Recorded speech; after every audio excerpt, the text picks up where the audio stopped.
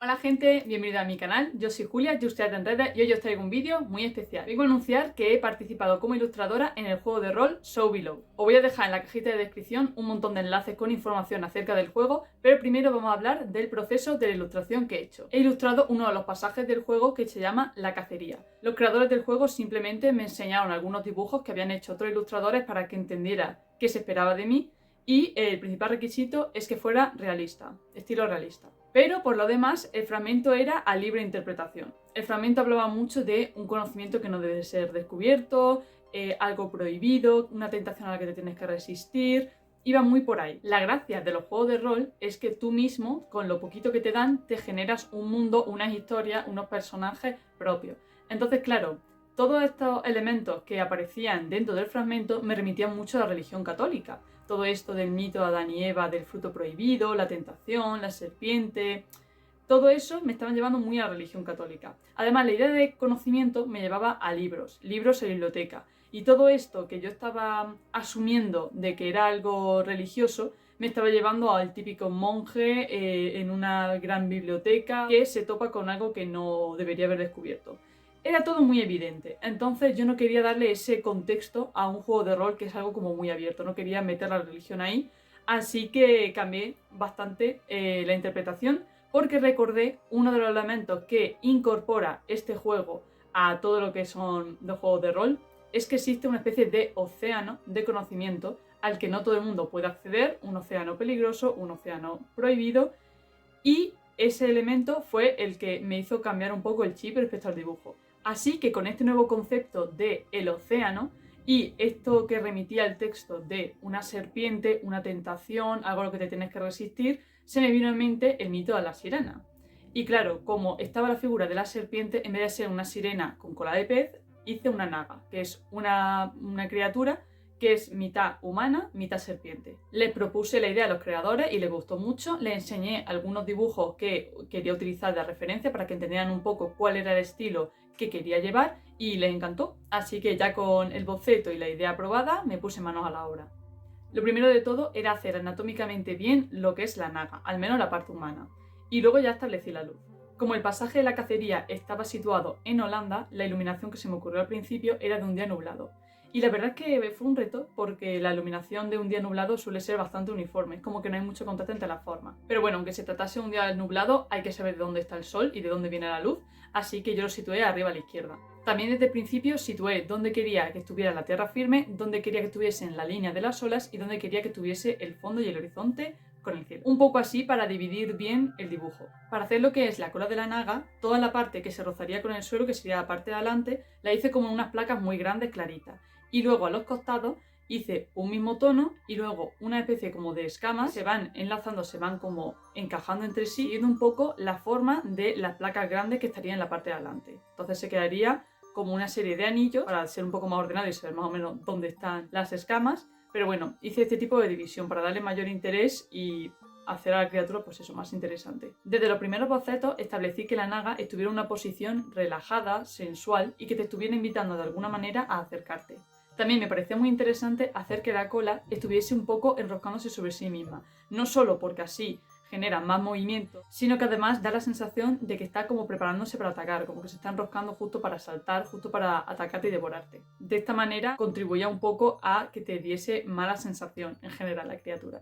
Como que es un ser que guarda segundas intenciones. Para lo que es la playa, quise hacer mucha textura de distintos colores para que se vieran los distintos tipos de piedra que hay.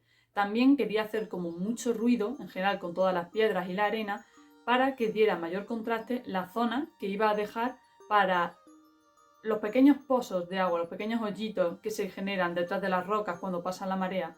Quería que hubiese ese tipo de contraste para dar como un poco más de realismo y de contexto en general a todo el dibujo. Si hacemos toda la arena así como con mucho ruido y luego dejamos reposar alguna zona de sombra donde solo se ve un poquito los brillitos de que ahí hay agua, pues generaba más realismo y más interés. Quería que la naga tuviera el pelo muy largo, porque es algo muy típico de las sirenas y también de los cuadros prerrafaelitas, que son los cuadros al final en los que me estaba basando.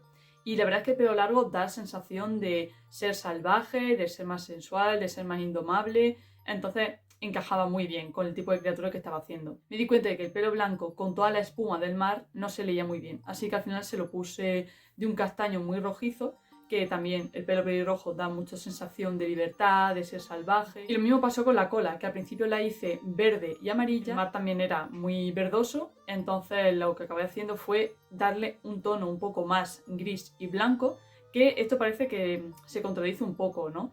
Pero realmente no hay tantas partes de la cola que coincidan con el mar y eran los mismos colores pero con un tono distinto. Al hacerlo así creo que daba mayor contexto y mayor realismo a lo que es el dibujo. El cielo lo hice con un pincel de textura así como de pastel y en algunas zonas lo puse pues más repetido para que fuera un poco más opaco y en otras zonas pues fui haciéndolo menos opaco para que sean como las nubes deshaciéndose un poco.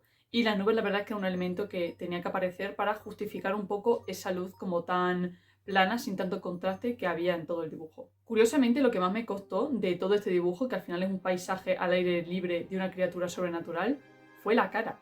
Y es básicamente porque al principio le puse las cejas como muy arriba, porque quería que tuviese rasgos como de reptil. Y no sé por qué se me vino a la mente el poner las cejas muy arriba.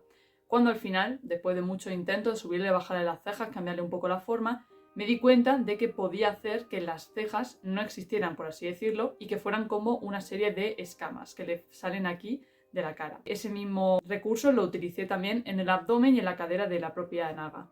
También para enfatizar que tuviera más cara de animal, le puse los pómulos muy marcados, tanto que llegan casi hasta la boca, dando la sensación como que en verdad puede abrir la boca muchísimo y devorarte un bocado.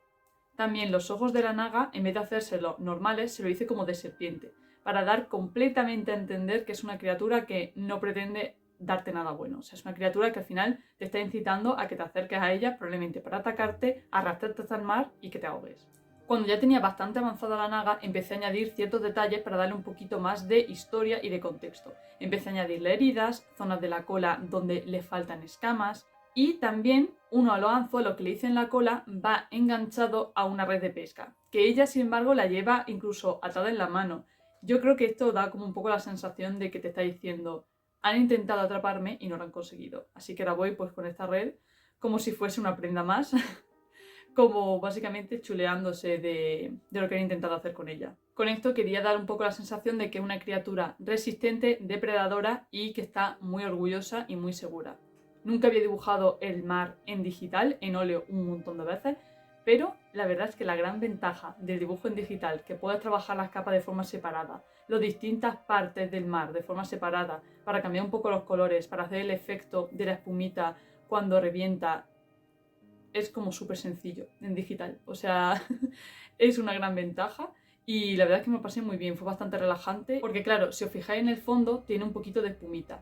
Esto lo puse como un pequeño guiño para dar también un poco de sentimiento de peligro de toda la ilustración, porque claro, si está el mar rompiendo ahí, si las olas están ahí, es porque hay alguna roca. Lo que quiero decir es que este océano, esta parte, parece que está muy en calma, parece que es una playa tranquila, pero en el fondo hay un montón de rocas ocultas contra las que estrellarse. Así que en el fondo el mar, aunque parece que está en calma, sigue teniendo mucho peligro. Así que nada, las olas rompiendo contra este tipo de rocas era un guiño para seguir con la idea del juego de rol de que realmente hay un océano peligroso que puede cobrarse tu vida si no te adentras preparado. Podéis ver conforme va acabando el dibujo que hay como muchos flashes de luz. Esto era yo intentando establecer más contraste y cambiar un poquito la luz, porque al ser un día nublado, al tener una luz muy uniforme y muy blanca, era un poco más complicado establecer una jerarquía y más contraste entre los elementos que había en el dibujo. Entonces en algunas partes no estaba tan nítido, sobre todo la parte de abajo. Entonces con algunos efectos de luz fui retocando y cambiando un poquito los colores, porque al final esto es un dibujo que se ve impreso, ¿vale? Va a estar impreso en el juego y además algunos de los compradores lo tendréis como una print dentro del paquetito. Así que nada, no se ve igual en digital que en impreso. Entonces había que hacer un poquito más la exageración y más el contraste para que se entendiera todo mejor y estuviese más nítido. Y ya estaría, este es el resultado final. Espero que os haya gustado, yo la verdad es que estoy bastante orgullosa. Me parece que ha quedado chulísimo, creo que encaja lo suficiente dentro del juego de rol, porque recordemos que los juegos de rol son únicos, cada partida es única. Entonces creo que con los pocos elementos que me dieron hice algo que puede entrar un poco en el contexto de todo lo que es el juego. Y lo más importante, a los creadores del juego también les gustó.